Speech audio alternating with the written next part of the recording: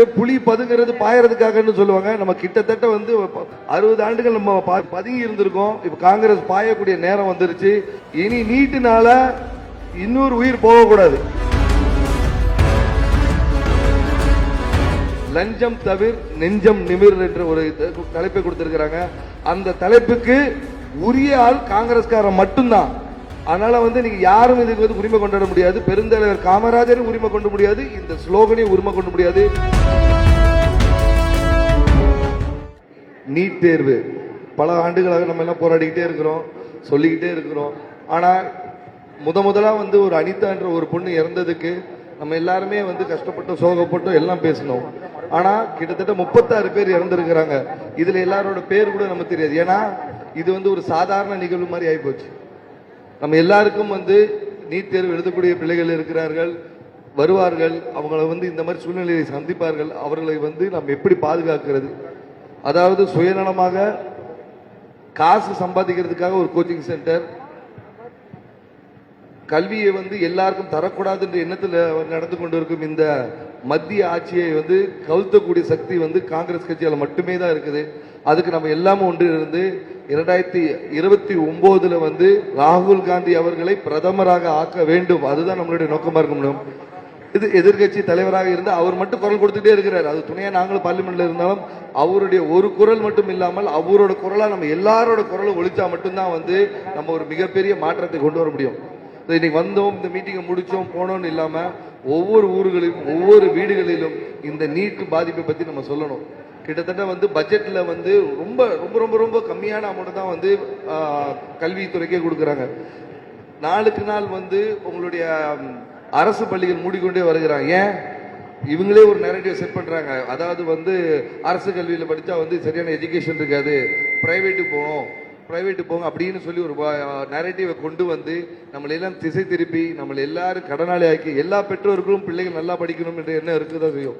அதுக்காக அதை பயன்படுத்தி நம்மளை பண ரீதியா எவ்வளவு பண உளைச்சல் இருக்கும். நீங்க எல்லாருமே நம்ம இருக்கிற தாத்தாவா இருக்கும், அப்பா இருக்கலாம், நமக்கு தெரியும் எவ்வளவு பேர் எல்லாம் பிரைவேட் ஸ்கூல்ல படிக்கிறாங்க. பசங்க பேருங்களா பிரைவேட் ஸ்கூல்ல எவ்வளவு பேர் படிக்கிறாங்க?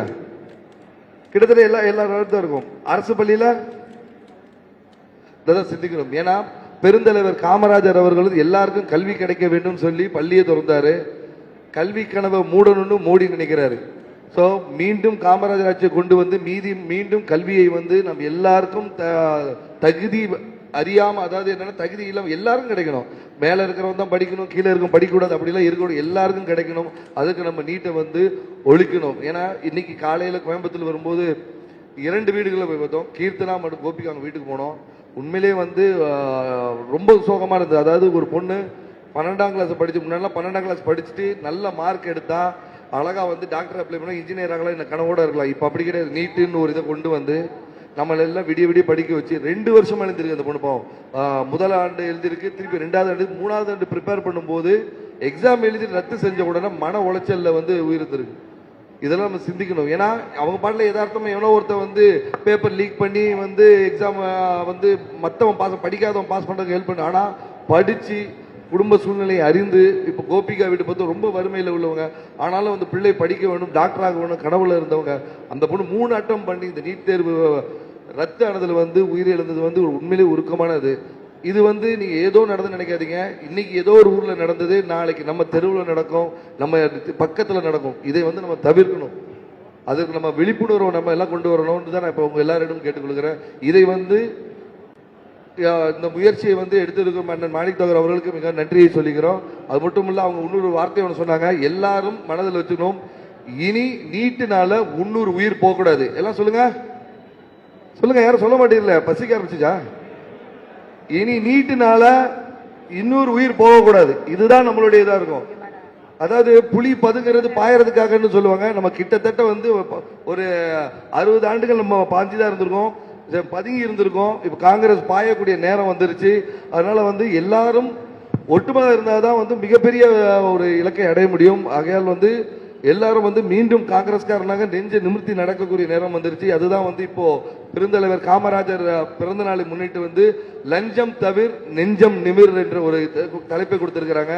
அந்த தலைப்புக்கு உரிய ஆள் காங்கிரஸ்காரன் மட்டும்தான். அதனால வந்து நீங்க யாரும் இதுக்கு வந்து உரிமை கொண்டாட முடியாது. பெருந்தலைவர் காமராஜரும் உரிமை கொண்டு முடியாது, இந்த ஸ்லோகனையும் உரிமை கொண்டு முடியாது. யாரை கேட்டாலும் சொல்லுங்க நீங்க லஞ்சம் தமிழ் நெஞ்சம் நிமிர் அப்படின்னு சொல்லி நம்ம பாட்டில் வந்து மீண்டும் ராகுல் காந்தி அவர்களை பிரதமராக்குவது மட்டுமே நம்மளோட நோக்கமாக இருந்து கொண்டு அயராது உழைத்து புதிய இந்தியாவை உருவாக்குவோம், இளைஞருக்கு எளிய வழியில் கல்வியை தருவோம் என்று கேட்டு விடைபெறுகிறேன். நன்றி, வணக்கம்.